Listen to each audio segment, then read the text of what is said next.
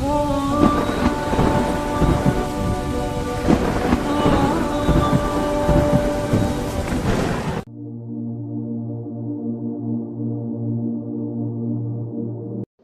میں چاہتا ہوں تھوڑی سی آپ کو تاریخ بتاؤں کہ اسلام ہندوستان میں کیسے آیا۔ سب سے پہلے محمد بن قاسم رحمۃ اللہ علیہ، انہوں نے 92 ہجری میں سندھ پر حملہ کیا جب راجہ داہر کے ڈاکوؤں نے مسلمانوں کا ایک قافلہ لوٹ لیا، بحری جہاز۔ تو اس کے بدلے میں مسلمانوں کی طرف سے لشکر کشی ہوئی اور محمد بن قاسم رحمۃ اللہ علیہ ملتان تک پہنچے۔ ان کے پاس 12,000 کا لشکر تھا، لیکن جب وہ ملتان پہنچے وہ لشکر 1 لاکھ ہو چکا تھا کہ مقامی لوگ فوج کے اخلاق اور محمد بن قاسم کی سیرت سے اتنے متاثر ہوئے، وہ جوک در جوک مسلمان ہوتے چلے گئے، اور ملتان جب پہنچے تو وہ 1 لاکھ میں تبدیل ہو چکے تھے۔ تو سب سے پہلے سرزمین ہند میں اسلام کی حکومت قائم ہوئی۔ ادھر ہندوستان کے ساحلی علاقوں پر تاجروں کی وجہ سے اسلام پھیل چکا تھا، لیکن باقاعدہ جو حکومت قائم ہوئی وہ سندھ میں ہوئی۔ اس کے بعد اللہ کے نیک بندے صوفیاء کرام آتے رہے اور دعوت دین دیتے رہے، اور ان کے ذریعے سے لوگوں میں اسلام کی بارے میں بیداری ہوئی اور انہوں نے قبول کرنا شروع کیا اپنی خوشی سے۔ اوپر جو ہندوستان ہے جس کو اتر پردیش کہتے ہیں، وہاں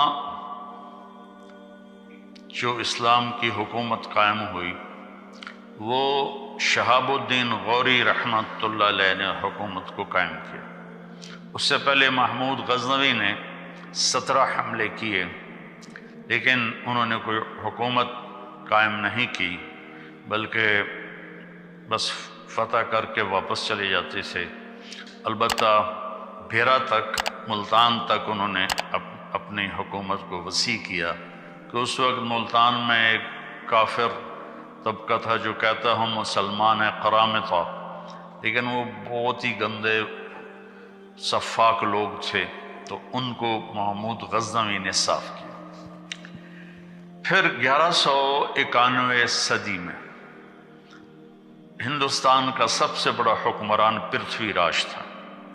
ہندوستان میں راجے مہاراجے بہت سارے تھے، صرف 2 کی حکومت قائم ہوئی پورے ہندوستان پر، ایک جلال الدین اکبر اور ایک اورنگزیب عالمگیر۔ تو 1190 میں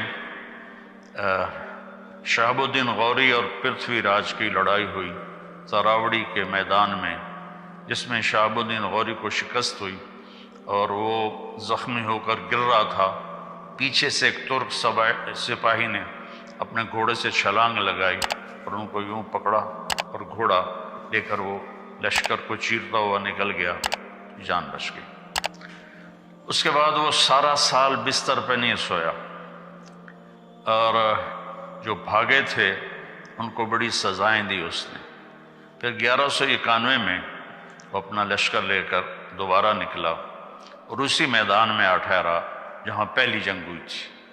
تو پرتھوی راج اس دوران تیاری کے بغیر مطمئن رہا کہ میں نے شکست دے دی ہے، میرا کوئی کیا بگاڑ سکتا ہے، تو وہ اس میں تھوڑی سستی آ گئی۔ جب لشکر آمنے سامنے ہوئے تو پرتھوی راج نے کہا تم چلے جاؤ ورنہ تمہارا یہی حال کروں گا جو پہلے کیا تھا۔ تو شہاب الدین غوری نے اپنا لشکر ہٹا لیا اتنی دور تک کہ وہ نظر آنا بند ہو گیا، اور پھر صبح سے پہلے اس نے اپنے لشکر کو حملے کا حکم دیا۔ اس وقت پرتھوی راج کا لشکر اپنی پوجا پاٹ میں تھا، تو انہوں نے حملہ کیا، تو اس میں پرتھوی راج قتل ہوا اور ان کو شکست ہوئی۔ اس کی عمر 42 سال تھی۔ تو پھر شہاب الدین غوری رحمہ اللہ تعالی اجمیر گئے، پھر دہلی گئے، وہاں اپنی پوری ایک ٹیم بنائی، اور قطب الدین ایبک ان کا غلام تھا، شہاب الدین غوری کی اولاد نہیں تھی، تو انہوں نے قطب الدین ایبک کو اپنا غلام بنایا ہوا تھا۔ تو انہوں نے اپنا پایا تخت لاہور بنایا، اور دہلی میں التمش تھا ان کا غلام، اس کو بٹھایا، اور ملتان میں ناصر الدین قباشہ تھا، اس کو بٹھایا۔ شہاب الدین غوری واپس افغانستان جا رہے تھے، راستے میں چکوال کے قریب رات میں وہاں کے مقامی لوگ گکھڑ تھے، انہوں نے حملہ کیا اور اس میں شہاب الدین غوری شہید ہو گئے۔ تو قطب الدین بھی کوئی زیادہ حکومت نہیں کر سکے، 4 سال حکومت کی اور ان کا انتقال ہو گیا۔ میں جب لاہور پڑھتا تھا سینٹرل ماڈل اسکول، تو انار ریلی کے پیچھے ایک گلی تھی، وہاں سے گزرتے تو ایک قبر جس میں محلے والے کوڑا پھینکتے تھے، وہ قبر ہوتی تھی۔ تو ایک دفعہ غور سے پڑھا تو وہ قطب الدین ایبک کی قبر تھی۔ پھر ضیاء الحق مرحوم نے اسے وسیع کیا اور مکان خرید کے ڈھا کے بڑا اچھا خوبصورت ان کا مقبرہ بنایا۔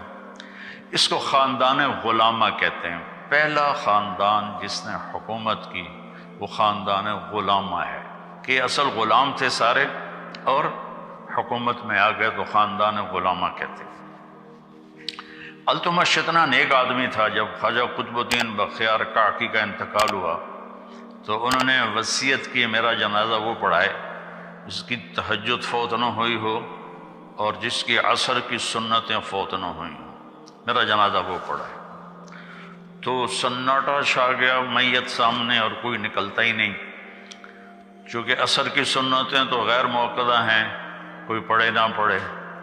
تو جب کوئی بھی نہیں نکلا تو پھر ایک آدمی منہ لپیٹے ہوئے روتا ہوا باہر نکلا کہ میرے پیر نے میرا راز فاش کر دیا۔ وہ سلطان التمش تھا جس نے جنازہ پڑھایا کہ میری نہ کبھی عصر کی سنتیں قضا ہوئی ہیں نہ تہجد قضا ہوئی ہے۔ ان کے پاس ایک دفعہ غلاموں کی ایک جماعت لائی گئی، تو انہوں نے 19 غلام سلیکٹ کیے اور 20واں چھوڑ دیا۔ اس کا قد بھی چھوٹا تھا اور شکل بھی اچھی نہیں تھی، باقی 19 اس نے خرید لی۔ تو وہ غلام جس کو انہوں نے رد کیا، اس نے کہا بادشاہ سلامت آپ نے یہ غلام کس لیے خریدے ہیں؟ کہنے لگے اپنے لیے۔ کہ مجھے اللہ کے لیے خرید لو۔ تو اس کو یہ جواب بڑا پسند آیا اور اس نے اس کو بھی خرید لیا۔ اس کا نام تھا غیاث الدین۔ تو جب یہ التمش کی سلطنت عرصہ چلی، اس میں اس کی ناصر الدین بہت نیک آدمی تھا، اور اس کی بیٹی رضیہ سلطانہ التونیہ سے شادی کر کے حکومت کی کوشش کی لیکن قائم نہ ہو سکی۔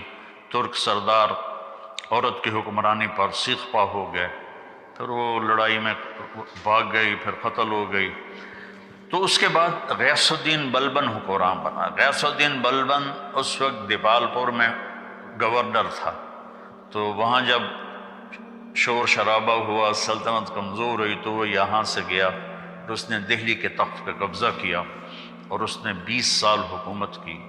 اور غیاث الدین بلبن کا یہ احسان ہے ہندوستان کے مسلم نان مسلم پر کہ اس نے واحد بادشاہ جس نے تاتاریوں کے حملوں کو ناکام بنایا، اور تاتاری ہر دفعہ شکست کھا کے پیچھے ہٹے، واپس بھاگے۔ آخری جنگ میں اس کا بیٹا محمد وہ شہید ہو گیا، اس کا ایک ہی بیٹا تھا۔ تو اس کے غم میں پھر 7ویں دن وہ بھی مر گیا اس دکھ میں۔ تو حکومت خلجی خاندان میں شفٹ ہو گئی۔ علاؤ الدین خلجی تھا جس نے اپنی حکومت قائم کی۔ اس کے بعد جلال الدین خلجی، جلال الدین خلجی کا بھتیجا تھا علاؤ الدین۔ جلال الدین کو غلاموں نے قتل کر دیا۔ تاریخ والے کہتے ہیں اس میں علاؤ الدین کا ہاتھ تھا، لیکن مجھے نہیں لگتا چونکہ وہ بہت نیک آدمی تھا۔ تو علاؤ الدین نے پھر کوئی 20 سال کے قریب حکومت کی۔ وہ بھیس بدل کے بازاروں میں پھرتا تھا اور چیزوں کے بھاؤ دیکھتا تھا، لوگوں کے حال پوچھتا تھا۔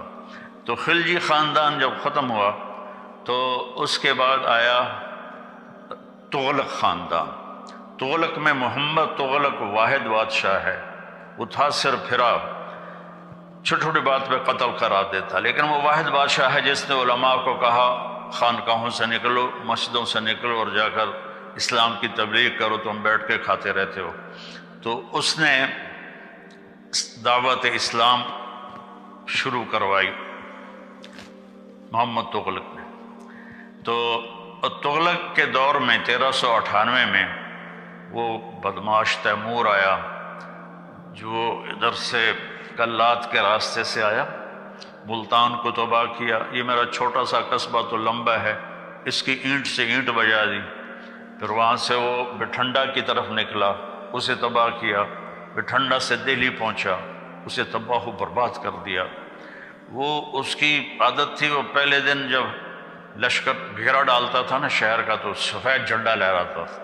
اس کا مطلب تھا کہ ہم سے صلح کر لو، ہم صرف تمہارا مال لوٹیں گے، تمہیں کچھ نہیں کہیں۔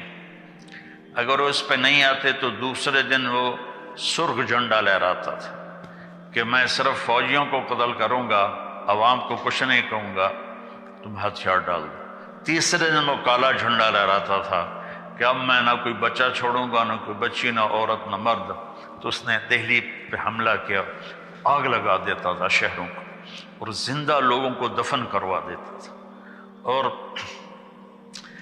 اپنے دشمنوں کو زندہ کڑا کے تیل میں ڈال کے اپنے سامنے جلا دیتا تھا، اور لوگوں کی کھال اتروا دیتا تھا۔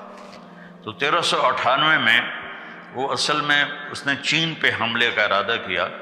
تو اس نے کہا پیسہ کہاں سے ملے گا؟ تو اس کے مشیروں نے کہا کہ ہندوستان بہت مالدار ہے، یہاں لوٹ مار کرنے آیا تھا۔ تو اس کے بعد 1,00,000 قیدی بنا کے واپس گیا اور سادات کو حکومت دے گا، سادات خاندان کی حکومت۔ میں مختصر بتا رہا ہوں تاکہ آپ کے سامنے ایک تصویر آ جائے۔ تو واپس جا رہا تھا تو اس کو سفر میں دشواری پیش آئی کہ 1,00,000 آدمیوں کو لے کے چلا ہونا کہ سب کے سر اڑا دو تاکہ ہم آسانی سے سفر کر سکیں۔ سب کے سر اڑا دی۔ سادات خاندان کے بعد جب ان میں انتشار ہوا اور وہ بکھر گئے تو لودھی خاندان کی حکومت آئی، بہلول لودھی۔ تغلق میں فیروز تغلق بہت بڑا بادشاہ تھا۔ یہ جو مقبرہ بنا ہوا ہے ملتان میں شاہ رخ العالم رحمۃ اللہ علیہ کا، یہ فیروز نے اپنے لیے بنوایا تھا، لیکن جب شاہ رخ العالم کا انتقال ہوا تو اس نے کہا ان کو یہاں دفن کیا جائے۔ تو وہ علم دوست تھا، علماء کی قدر کرتا تھا۔ تو لمبا میں ایک اس زمانے میں مولوی عبداللہ صاحب رحمۃ اللہ علیہ تھے، فیروز تغلق نے ان کو بلایا اور ان کا احترام کیا، ان کو دہلی میں اعلیٰ عہدے پر فائز کیا۔ وہ تو لمبا سے گئے تھے وہاں، ان کے علم کا شہرہ تھا۔ تو تغلقوں کو ختم کر کے تیمور نے سادات کو حکومت دی تھی، وہ چلانے میں ناکام رہے۔ تو بہلول لودھی پٹھان خاندان سے تھا، اس نے چڑھائی کی اور قبضہ کیا اور پٹھان خاندان کی حکومت قائم ہو گئی۔ تو اس کا آخری بادشاہ تھا ابراہیم لودھی۔ وہ بڑا شکی مزاج، چھوٹی چھوٹی بات پہ قتل کروا دیتا تھا اور لالچی تھا، خزانہ جمع کر کے رکھتا تھا۔ تو لاہور کا جو اس کا صوبے دار تھا، گورنر تھا، اس نے بابر کو دعوت دی کہ تم آؤ اور آ کر دہلی پر حملہ کرو، ہم تمہاری مدد کریں گے۔ تو 1526 میں پھر بابر آیا اور اس نے پانی پت کے میدان میں پہلی لڑائی ہوئی۔ اس میں بابر کے ساتھ صرف 12,000 فوج تھی اور ادھر ابراہیم کے پاس 1,00,000 کی فوج تھی۔ یہ جو موٹر وے کے راستے میں پہاڑ آتے ہیں ان کو، وہاں ایک جھیل ہے کلر کہار، وہاں جھیل ہے، وہاں ایک پتھر آج بھی پڑا ہوا ہے جس پر کھڑے ہو کر بابر نے اپنی فوج کو تیار کیا تھا کہ بس جان دینی یا پیچھے نہیں جانا ہے۔ بابر بہت سمجھدار تھا لڑائی میں، تو اس نے 12,000 کے ساتھ ابراہیم کے 1,00,000 کے لشکر کو شکست دی اور ابراہیم اس میں قتل ہوا۔ اور اس نے اس کو بڑی عزت سے اس کا جنازہ پڑھوایا، وہیں اسے دفن کیا اور مغلیہ خاندان کی سلطنت شروع ہو گئی۔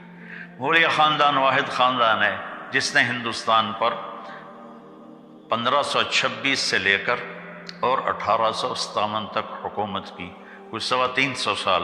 باقی کوئی 20 سال میں، کوئی جیسے بلبن 20 سال کی حکومت کر کے اکیلا تھا، شہید ہو گیا، اب بچے کے غم میں وہ فوت ہو گیا۔ تو خاندان غلامہ تھا، بلبن تھا، خلجی تھا، تغلق تھے، سادات تھے، انہوں نے سب تھوڑا عرصہ حکومت کی۔ تو یہ جو تھا مغلیہ خاندان، انہوں نے لمبا عرصہ حکومت کی، لیکن ان بادشاہوں میں سوائے محمد تغلق کے کوئی نہیں تھا جس نے اسلام کی دعوت پھیلائی ہو۔ ان کو بس ملک گیری کا شوق اور اپنے حکومت بڑھانے کے شوق تھے، جس کی وجہ سے وہ دعوت ان کو یاد ہی نہیں تھی کہ ہم نے کوئی اسلام بھی دنیا میں پھیلانا ہے یا ہندوستان میں اسلام پھیلانا ہے۔ تو پھر بابر سے لے کر بہادر شاہ ظفر تک 1857 میں یہ جو جنگ آزادی ہوئی، اصل تو اس سے پہلے ہی مغلیہ سلطنت ختم ہو گئی تھی شاہ عالم ثانی کے دور میں، اور میں حیران ہوں کہ انگریز آئے اور جہانگیر سے ملے، اس کے سر تاجر لوگ، اس کے سر میں درد ہوتا تھا بہت، تو انہوں نے، اب ہماری دیسی دواؤں میں کوئی ایسی دوا نہیں جو سر درد کو فوری ٹھیک کرے، انہوں نے اس کو اپنی وہ گولی دی، وہ ایک دم ٹھیک ہو گیا۔ وہ کہنے لگا مانگو کیا مانگتے ہو؟ کہا ہمیں یہاں تجارت کی اجازت دے دو۔ انہوں نے کہا چلو جاؤ ادھر بنگال کی طرف۔ جب شاہ جہاں آیا تو اس کے وزیروں نے کہا یہ بڑے خطرناک نظر آ رہے ہیں، ان کو بھگا دو۔ کہ ان کی اوقات کیا ہے؟ اس وقت تو کوئی سوچ بھی نہیں سکتا تھا کہ شاہ جہان کے دور میں یہ چند انگریز یہ پورے ہند کے حکمران ہو جائیں گے۔ تو اب ان کی بے وقوفیاں تھیں۔ شاہ جہان کی بیوی تھی ممتاز محل، اس کا 14واں بیٹا پیدا ہوا، تو وہ اس میں درد ذہ میں وہ فوت ہو گئی، اور مرتے ہوئے اس نے کہا میرا ایسا مقبرہ بنانا کہ دنیا میں کسی کا ایسا مقبرہ ہی نہ ہو۔ تو اس نے اس وقت کے 30 کروڑ سونے کے سکے اس مقبرے پر لگائے بنانے میں، وہ آج کے کھربوں روپے بن جاتے۔ اس سے تو پتہ نہیں وہ لوگوں کی فلاحی کام کتنے کر سکتا تھا، کتنے کام کروا سکتا تھا۔ اور جہانگیر سے زوال شروع ہوا کہ جہانگیر نے دکن میں حکومت تھی عادل شاہی، تو جہانگیر کو تھا کہ میں سارا ہندوستان فتح کروں، اکبر عادل شاہی کو فتح نہیں کر سکا تھا۔ جہانگیر وہاں 25 سال وہاں بیٹھا رہا اور دہلی کا پایا تختہ چھوڑ دیا، وہیں اس کی موت ہوئی، وہیں اس کی قبر بنی، ویران قبر ہے، کوئی جاتا ہی نہیں ہے، کسی کو پتہ ہی نہیں ہے یہ عالمگیر ہے جس نے 50 برس ہندوستان پہ حکومت کی۔ اس کے بعد زوال شروع ہو گیا، اور آہستہ آہستہ آہستہ آہستہ آہستہ آہستہ ادھر 1757 میں انگریزوں نے سراج الدولہ کو شکست دی۔ سراج الدولہ رات عورتوں کے رقص دیکھتا تھا اور دن میں 12 بجے اٹھتا تھا، اور لارڈ کلائیو جو تھا وہ تہجد میں گھوڑے پہ سوار ہوتا تھا اور دن ڈوبنے پر گھوڑے سے اترتا تھا۔ تو ایسے لوگ کہاں کامیاب ہو سکتے ہیں؟ تو اس نے صرف 3000 کے لشکر کے ساتھ 50,000 کے لشکر کو شکست دی، اس میں میر جعفر ساتھ مل گیا تھا۔ مزے کی بات یہ ہے کہ اس نے جو لیے فوجی وہ ہندو فوجی تھے، یعنی کوئی ہندو کوئی مسلمان، ہندوستان کی فوج سے ہندوستان کو فتح کیا۔ انگریز تو بہت تھوڑے سے تھے، تو انہوں نے ان کو منظم کیا، اور اس وقت وہ ایڈوانس ہو چکے تھے، توپ خانہ تھا، تو وہ ان کی توپوں نے لشکر میں تباہی مچا دی سراج الدولہ کی۔ تو پھر جو آخری امید تھی ہندوستان میں اسلامی حکومت کو، ٹیپو سلطان تھے، وہ 1831 میں شہید ہو گئے لڑائی میں۔ اور یعنی دکھ کی بات ہے کہ اس لڑائی میں نظام حیدرآباد دکن کا جو نظام تھا وہ انگریزوں کے ساتھ اپنی فوج لے کر سلطان ٹیپو پہ حملہ کرنے آیا تھا۔ تو وہ اللہ اس کی درجات بلند فرمانے کا، شیر کی ایک دن کی زندگی گیدڑ کی 100 سالہ زندگی سے بہتر ہے۔ اس کو ایک اسکاٹ لینڈ کا سپاہی تھا، اس نے قتل کیا تھا، اس کا مجسمہ اب بھی وہاں ایڈنبرا میں بنا ہوا ہے۔ تو اس وقت وہ جنرل ہنگسر، یہ ہیری تھا، مجھے نام میں شک پڑ رہا ہے، اس نے کہا اب ہندوستان ہمارا ہے، اس 1831 میں۔ پھر وہ شاہ عالم ثانی کے دور میں دہلی پر آ گئے، اور شاہ عالم ثانی کی حکومت صرف محل میں تھی اور قلعے میں تھی۔ 1857 کی جنگ آزادی ہوئی، وہ ایک غدر تھا، اور اس میں انہوں نے بہت ظلم کیے، اور کوئی منظم نہیں تھا، کسی قسم کی کوئی ترتیب نہیں تھی، تو انہوں نے دلی میں لوٹ مار مچا دی۔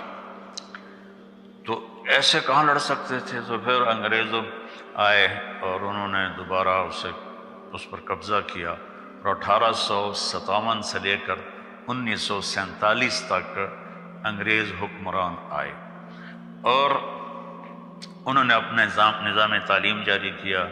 یہاں جو بھی تبدیلیاں لے کر آئے وہ بعد میں ہندوستان والے، پاکستان والوں کے لیے بڑی مفید ثابت